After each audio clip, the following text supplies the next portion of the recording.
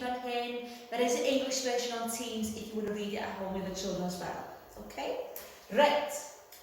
Dwi'n dod, medda'r Gruffalo, ond dwi ddim yn ffôl. Dwi'n cadw 2 fedr a mwy ar dy ôl.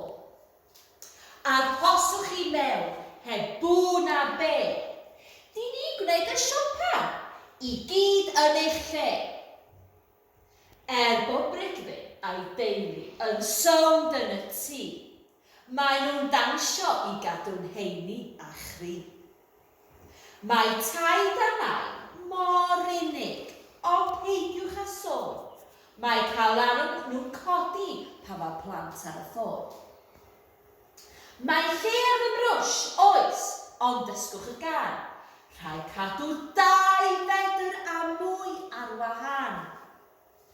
Nawr, mae plentyn y Gruffalo, mae rhaid i mi ddweud, yn gwrando ar dad ac yn gwybo beth i'w wneud. Fi di'r cawr mwyaf glan y dre yma, mae'n siŵr. Rôl molchi mor drylwyr a sebon a dŵr.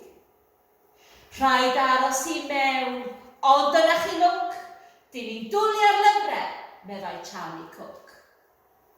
Rhowch i mi sebon a'r papur tŷ bach, bob pecyn, pob rolyn, pob un, achos fi yw'r lleidr y siope a dwi'n cymryd y cwbl i fi fy hun.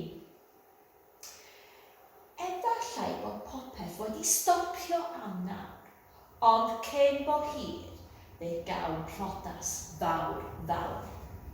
Mae sogiau ffrindiau wedi hedfan yn hell i ddysgu i'r rhew sydd i disian yn well. Mae Prunella a Pat yn saff yn ei fflat ac yn cael ei sbwylio gan Tabi a Tat.